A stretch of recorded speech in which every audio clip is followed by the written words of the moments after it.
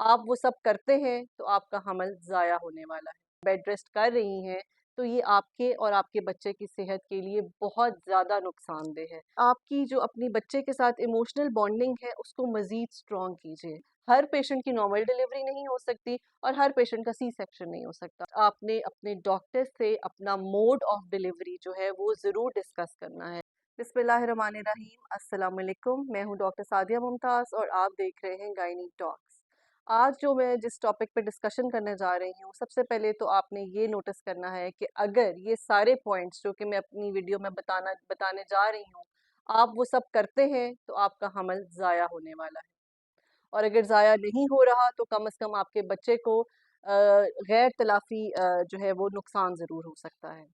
और उसमें सबसे पहले क्या है, बेड रेस्ट। अगर तो आपने 9 महीने सिर्फ बेड रेस्ट किया है और बेड रेस्ट कर रही हैं, तो ये आपके और आपके बच्चे की सेहत के लिए बहुत ज़्यादा नुकसानदेह है। उसकी वजह क्या है कि बेड रेस्ट करने से आपके जो बॉडी है उसमें खून का बहाव जो है वो properly all over your body और बच्चे को प्रॉपरली नहीं जाता। और उससे बच्चे की सेहत पे असर पड़ता है, उसके आईक्यू पे बहुत असर पड़ता है।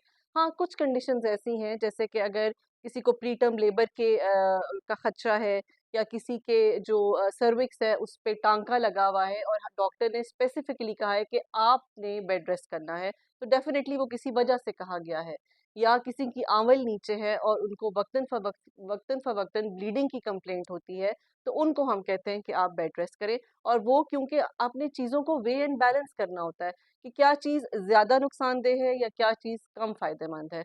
उस पॉइंट ऑफ व्यू से कुछ पेशेंट्स की कंडीशन ऐसी होती है कि अगर वो बेड रेस्ट नहीं करेंगी तो उनका हमल जो है वो ज़ाया हो सकता है बनिस्बत इसके कि एक रेगुलर प्रेगनेंसी चल रही है और आप सिर्फ बेड रेस्ट कर रहे हैं। दूसरा है कि आप अगर डॉक्टर को अपने प्रॉपरली विजिट्स नहीं कर रही। डॉक्टर का विज़िट हम अपने पेशेंट्स को जो शुरू के 6-7 माह हैं, उनमें हम उनको मंथली बुलाते हैं और उसके बाद 2 वीकली या 3 weekly depending upon your doctor, जो भी उस पेशेंट की रिक्वायरमेंट होती है, उसके हिसाब से बुलाया जाता है। और हर विज़िट में आपने खुद से ये देखा होगा कि हर विज़िट में जाके कुछ ना कुछ आपका जो पॉइंट है वो डॉक्टर पिक करती हैं और फिर उसको अकॉर्डिंगली आपके ट्रीटमेंट में शामिल किया जाता है। तीसरा ये कि अगर आप प्रेग्नेंट हैं और आपके घर में बीपी अपरेटस नहीं है, तो ये आप अपने और अपने बच्चे के साथ बहुत ज़ुल्म कर रही हैं। अब ये कैसे है कि आप कहेंगे जी हम तो हर महीने डॉक्टर के पास जाते हैं और हम अपना ब्लड प्रेशर चेक कराते हैं। आप महीने में 1 दफ़ा डॉक्टर के पास जाती हैं और किसी एक टाइम पे आपका ब्लड प्रेशर चेक हो जाता है। ये काफ़ी नहीं है। हम पेशेंट्स को एडवाइस करते हैं कि स्पेशली प्रेगनेंसी में आपने शाम को अपना बीपी चेक करना है और अगर आप अपने डॉक्टर के पास जाते ही मॉर्निंग टाइम पे हैं तो फिर शाम का बीपी तो चेक नहीं हुआ। और वैसे भी once in a month BP का जो मेजरमेंट है वो बहुत ही ज़्यादा इनसफिशिएंट है। वो किस लिए कि छठे माह से जो प्रेगनेंसी रिलेटेड ब्लड प्रेशर है वो बढ़ना शुरू हो जाता है। और अगर 1 महीना आपका ब्लड प्रेशर घर में बढ़ता रहा है, जिसको आपने नोट डाउन नहीं किया और आप महीने के बाद अपने डॉक्टर के पास गए, तो उस वक़्त भी a lot of damage has been done to your baby. और आपका ब्लड प्रेशर बढ़ने का मतलब ये है कि आपके बच्चे को ब्लड की सप्लाई, ऑक्सीजन की सप्लाई जो है वो पूरा महीना कम रही है। बनिस्बत इसके कि आपके पास घर में ब्लड प्रेशर की मशीन है, आप डेली ना चेक करें, आप 2 दिन के बाद, 3 दिन के बाद अपना ब्लड प्रेशर चेक कर लें। ब्लड प्रेशर की जो एक रेंज है 120/80, 120/80 से लेकर 130/85 तक भी आपका ब्लड प्रेशर ठीक है। लेकिन अगर आपका नीचे वाला जो ब्लड प्रेशर है, जिसको हम डायस्टोलिक ब्लड प्रेशर कहते हैं, वो 90 से ऊपर जाने लगता है, किसी भी टाइम पे, तो that is alarming. You need to consult your gynaecologist. उससे रिलेटेड फिर हम आपको मेडिकेट करते हैं ताकि आपके ब्लड प्रेशर को वापस लेकर आया जाए। यही सिचुएशन है कि अगर आपके पास घर में ग्लूकोमीटर नहीं है या आप अपनी शुगर जो है वो ऑफ एंड ऑन चेक नहीं करती, बिकॉज हमारा as a gynaecologist we do the test 3 times in your whole pregnancy. हर 3 महीने के बाद हम आपके टेस्ट करते हैं। तो शुगर भी जो है वो भी खैर हम सेकंड ट्राइमेस्टर स्टार्ट होने से पहले करते हैं या थर्ड ट्राइमेस्टर स्टार्ट होने से पहले आपकी ब्लड शुगर लेवल्स चेक की जाती हैं। लेकिन बीच में कभी भी किसी भी टाइम पर आपकी शुगर लेवल्स अचानक से रेज होना शुरू हो सकती हैं। और अगर ऑलरेडी आपकी हिस्ट्री है कि प्रीवियस प्रेगनेंसी में भी आपको शुगर थी, या आपकी सिस्टर को या आपकी मदर को ड्यूरिंग प्रेगनेंसी डायबिटीज़ रह चुकी है, then you are prone to have gestational diabetes. So आपके पास अपनी शुगर मॉनिटर करने के लिए भी या तो ग्लूकोमीटर होना चाहिए, या आपकी एक्सेस इतनी होनी चाहिए कि जैसे पास का कोई मेडिकल स्टोर है, आप वहाँ जाकर 2 या 3 दिन के बाद जाकर अपनी शुगर चेक करा लें। उसमें ये है कि कभी आप फास्टिंग चेक करा लें, कभी आप खाने के 1 घंटे के बाद, किसी भी खाने के 1 घंटे के बाद किसी दिन जाके करवा लें।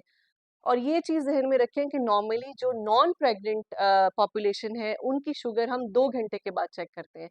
लेकिन जो प्रेग्नेंट पॉपुलेशन है लेडीज़ की, उनकी हम जो ब्लड शुगर प्रेगनेंसी में चेक करनी है, वो exactly 1 hour after your meal है। ना 1.5 घंटा, ना 2 घंटे, ना पौने 2 घंटे, पूरा 1 घंटा। नेक्स्ट उस पे आते हैं, वो है फीटल मूवमेंट्स। आपको 5वें महीने में और उसके बाद 6ठे महीने में प्रॉपरली अपनी मूवमेंट्स जो है वो फील होना शुरू हो जाती हैं। 9th मंथ में जाके आपको प्रॉपरली आपको पता चलता है कि बेबी मूव कर रहा है। और मिनिमम काउंट जो लास्ट ट्राइमेस्टर में पर डे है मूवमेंट्स का, वो है 12 मूवमेंट्स आपको पर डे 24 आवर्स में हो जानी चाहिए। मूवमेंट्स पे मैं ऑलरेडी एक बहुत डिटेल्ड वीडियो बना चुकी हूँ, उसके कॉन्टेक्स्ट में ही मैं आगे इसको लेकर चलती हूँ कि 24वें हफ्ते में आपका बच्चा आपको पहचानता है, वो आपसे इमोशनली अटैच हो जाता है। तो आपने भी अपने बच्चे की उसकी जो रूटीन है उसका ख्याल ज़रूर रखना है। मूवमेंट का आप जब हमारे पास आती हैं तो हम आपका फीटल हार्ट, बेबी के जो हार्ट साउंड्स है वो उससे चेक करते हैं, सोनिकेट से चेक करते हैं, उसकी मूवमेंट थोड़ी सी देख लेते हैं, लेकिन वो for that particular period of time है। आप ना तो हमारे पास डेली आ रहे हैं, ना हम आपको ये कह सकते हैं कि आप डेली जाके एक अल्ट्रासाउंड कराएं ताकि हमें पता चले आज भी बच्चा ठीक है, आज भी बच्चा ठीक है। तो हमारे पास वो टूल क्या है? वो टूल आपकी intelligence towards your babies movement है। नेक्स्ट क्या चीज़ है? नेक्स्ट है आपकी डाइट। आपने अपनी डाइट का, प्लीज़ मैं अपनी तकरीबन हर वीडियो में ये रिक्वेस्ट करती हूँ कि अपनी डाइट का ख्याल रखिए।